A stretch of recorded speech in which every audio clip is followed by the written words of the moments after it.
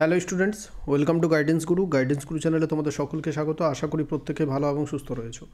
SSC GD ক্লাসের আজ হচ্ছে আমাদের 49 নম্বর ক্লাস। এর আগে আমরা 48টা ক্লাস করেছি। প্রত্যেক দিন জিকে ক্লাস হচ্ছে রাত 8টার সময়। তো সেই ক্লাসগুলো না দেখে থাকলে আমাদের চ্যানেলে পেয়ে যাবে, আমরা প্লেলিস্ট করে দিয়েছি, সেই প্লেলিস্ট থেকে তোমরা সেই ক্লাসগুলো দেখে নাও। আজ আমরা করব বিগত বছরের 7 মার্চ 2024 সালে পরীক্ষা হয়েছিল, তার সেকেন্ড শিফটে যে 20টা প্রশ্ন এসেছিল সেই 20টা প্রশ্ন আজ আলোচনা করব। তো সঙ্গে থাকো, লাস্ট পর্যন্ত দেখো, প্রত্যেকটা প্রশ্ন তোমাদের পরীক্ষার জন্য অতি গুরুত্বপূর্ণ, মন দিয়ে দেখবে। আর তুমি যদি 2021 সাল, 2022 সাল, 2024 সাল এই 3 বছরের জিকে, 3 বছরের প্রিভিয়াস ইয়ারের জিকে সম্পূর্ণ বাংলাতে, সঙ্গে কারেন্ট অ্যাফেয়ার্স, সঙ্গে স্ট্যাটিক জিকে, এগুলো যদি নিতে চাও তাহলে আমাদের যে হোয়াটসঅ্যাপ নাম্বার দেখতে পাচ্ছ 7001501393, এই হোয়াটসঅ্যাপ নাম্বারে প্রত্যেকে মেসেজ করো। প্রসেসটা বলে দেবো, কিভাবে টাকা পেমেন্ট করতে হবে, কত টাকা পেমেন্ট করতে হবে, কোথায় পিডিএফ পাবে, সব কিছু বলে দেবো। ঠিক আছে, চলো শুরু করা যাক। আজকের প্রথম প্রশ্ন কি আছে দেখো। 2023 সালের অক্টোবর পর্যন্ত সাবিত্রী জিন্দাল ভারতের সবচেয়ে ধনী মহিলা, এখন ড্যাশ দেশের সবচেয়ে ধনী ব্যক্তি হয়ে উঠেছেন। দেখো, আজকেও কিন্তু বেশি ডিটেলসে যাবো না, আমার কয়েকদিন ধরেই শরীর খারাপ রয়েছে, তাও গতকাল তাই ক্লাসটা তোমাদের করাতে পারিনি। তো চলো, সাবিত্রী জিন্দাল বলছে যে ভারতের সবচেয়ে ধনী মহিলা 2023 সালের অক্টোবর পর্যন্ত। 2023 সালের অক্টোবর নয়, যদি 2024 সালের রিসেন্ট ডেটা বলা হয়, 2024 সালের আগস্ট মাসের রিপোর্ট অনুযায়ী তিনি হচ্ছেন ভারতের সবচেয়ে ধনী মহিলা সাবিত্রী জিন্দাল। ওপি জিন্দাল গোষ্ঠীর এবং যে আমাদের জিন্দাল স্টিল, জিন্দাল পাওয়ার, সব কিছুর চেয়ারম্যান হচ্ছেন সাবিত্রী জিন্দাল। 3,64,000 কোটি টাকার সম্পত্তি। তো তিনি বর্তমানে যদি বলা হয় কততম ধনী ব্যক্তি, তাহলে ভারতের 7ম ধনী ব্যক্তি। তিনি ভারতের 7ম ধনী ব্যক্তি, আর মহিলার দিক থেকে বললে প্রথম। আর দ্বিতীয় মহিলা যদি বলা হয় তো সেকেন্ডে রয়েছেন রেখা ঝুনঝুনওয়ালা, তিনি হচ্ছেন একজন ইনভেস্টার। 3 নম্বরে বিনোদ গুপ্তা, 4 নম্বরে রেণুকা জগতিয়ানি। তো শুধু এই সাবিত্রী জিন্দাল নামটা মনে রাখো, এটাই ইম্পর্টেন্ট। 2 নম্বর দেখো, ক্লাস ভালো লাগলে অবশ্যই প্রত্যেকে লাইক করবে, তোমার বন্ধুদের সাথে যত বেশি পারো ক্লাসটা একটু শেয়ার করে দেবে। তো দেখো 2 নম্বর, নিম্নের কোন লোকনৃত্যটি উত্তরপ্রদেশের সঙ্গে যুক্ত? চলো, উত্তরপ্রদেশের সঙ্গে যুক্ত লোকনৃত্য কোনটি? দেখো, উত্তরপ্রদেশের সঙ্গে যুক্ত কয়েকটা লোকনৃত্যর নাম আগে আমি বলছি, তারপর তোমাদের উত্তর বলবো। রাসলীলা, ঠিক আছে, লিখে রাখবে প্রত্যেকে। তারপর হচ্ছে রামলীলা,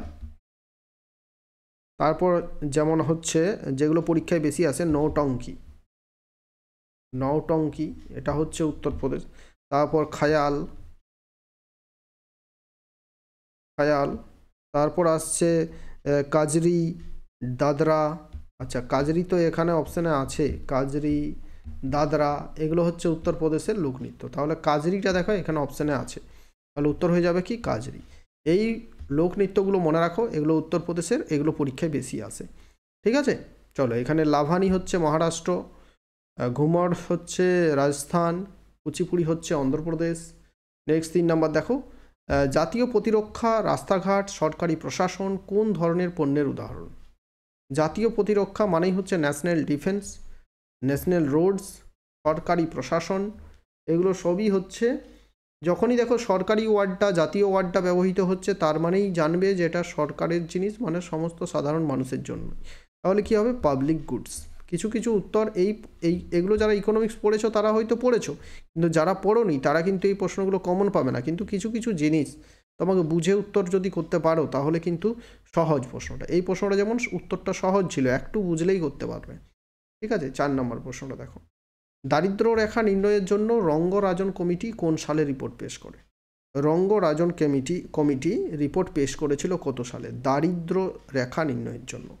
তো ভারতে দারিদ্র রেখা নির্ণয় করার জন্য দায়িত্ব দেওয়া হয়েছিল রঙ্গরাজনের চেয়ারম্যানশিপে, রঙ্গরাজন কমিটির দায়িত্ব দেওয়া হয়েছিল। এটা 2012 সালে রিপোর্ট পেশ করেছিল রঙ্গরাজন ভারতের রিজার্ভ ব্যাংকের গভর্নর ছিলেন, এবং তার চেয়ারম্যানশিপেই এই রঙ্গরাজন কমিটি গঠন করা হয়েছিল।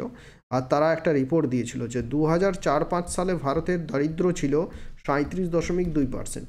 ঠিক আছে, কিন্তু 2012 সালে যখন রিপোর্ট বেরোলো তখন এই কমিটি বলছে যে ভারতের দরিদ্র হচ্ছে 29 5%। তো এই দারিদ্রতা আরও কমেছে বর্তমান যুগে। তো নিউ রিপোর্ট যদি আসে তো জানাবো তোমাদের।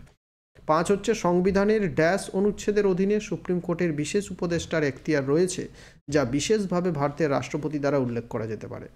মানে সংবিধানে এমন একটা আর্টিকেল আছে, সেই আর্টিকেলে রাষ্ট্রপতির সুপ্রিম কোর্টে মানে বিশেষ একটা এখতিয়ার রয়েছে। কারেক্ট আনসার হবে 143। আর্টিকেল 143-এ এই এখতিয়ার আছে। নেক্সট দেখবো 6 নাম্বার। ড্যাশ হলো সংগঠিত প্রতিষ্ঠান যারা আমানতকারীদের কাছ থেকে আমানত গ্রহণ করে এবং ঋণ গ্রহীতাদের অগ্রিম ঋণ দেয়। দেখো, ড্যাশ হলো সংগঠিত প্রতিষ্ঠান যারা আমানতকারীদের কাছ থেকে আমানত গ্রহণ করে। আমানতকারী বলতে কারা? যারা ডিপোজিটার্স, টাকা পেয়ে ডিপোজিট করে, ঠিক আছে, তাদের কাছ থেকে টাকা গ্রহণ করছে। আর ঋণ গ্রহীতা অর্থাৎ বরোয়ার্স, যারা ঋণ গ্রহণ করে তাদেরকে ঋণ দিচ্ছে।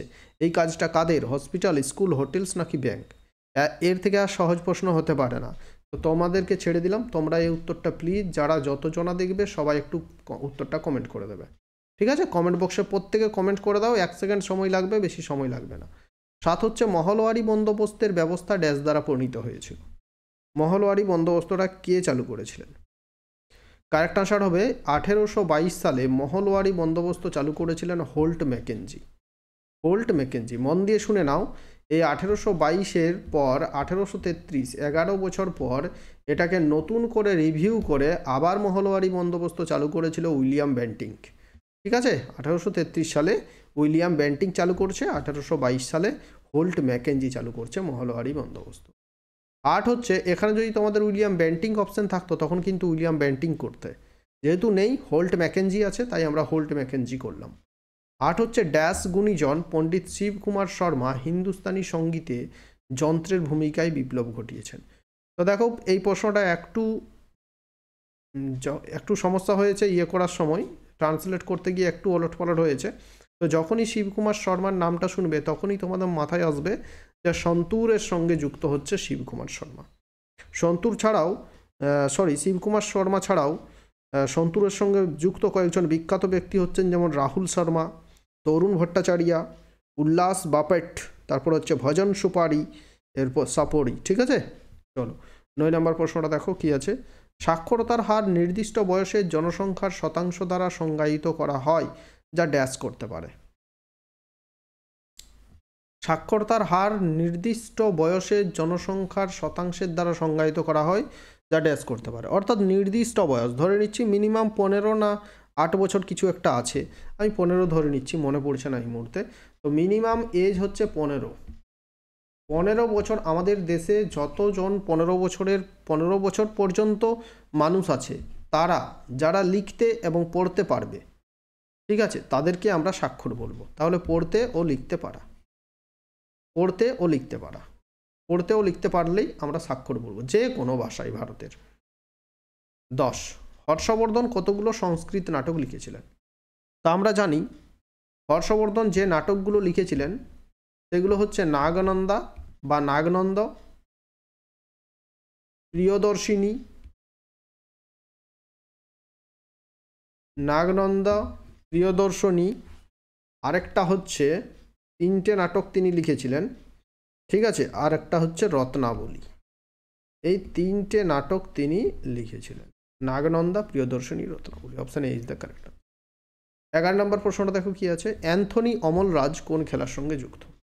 তো কয়েকজন প্লেয়ারের নাম বলছি তাহলেই বুঝতে পারবে, ইম্পর্টেন্ট নাম প্রত্যেকটাই বলবো। শরৎ কমল, মনিকা ভাটরা, সৃজা আকুলা, মৌমা দাস, তারপর সৌম্যজিৎ ঘোষ, ঠিক আছে, সুতীর্থা মুখার্জি। এই প্রত্যেকটা নামই হচ্ছে প্রত্যেকজনই টেবিল টেনিস খেলার সঙ্গে যুক্ত, এবং এই যে অ্যান্থনি অমলরাজ তিনিও হচ্ছেন টেবিল টেনিস খেলার সঙ্গে যুক্ত। Option C is the correct answer, ঠিক আছে? 12 নম্বর প্রশ্নটা দেখো। ভারতের প্রধানমন্ত্রী 2023 সালের নভেম্বরে পিভিটিজি মিশন চালু করেছেন।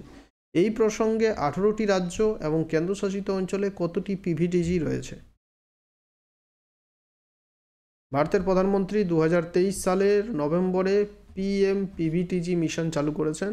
এই প্রসঙ্গে 18টি রাজ্য এবং কেন্দ্রশাসিত অঞ্চলে কতটি পিভিটিজি রয়েছে? পিভিটিজি মানেটা একবার জেনে নাও তোমরা। পিভিটিজি মানে হচ্ছে, পুরো নামটা হচ্ছে পিএম, এর পুরো নাম হচ্ছে পিএম পিভিটিজি, PMPVTG যদিও পুরনো কারেন্ট অ্যাফেয়ার্স, তাও একটু জেনে রাখো, যদি আসতেই পারে এটা।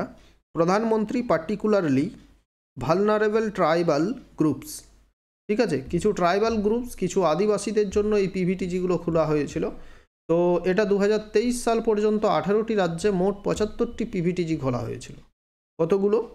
75টি, ঠিক আছে। তো পিভিটিজির পুরো নাম যদি পরীক্ষায় আসে তো তোমরা বলবে কি? Particularly vulnerable tribal groups.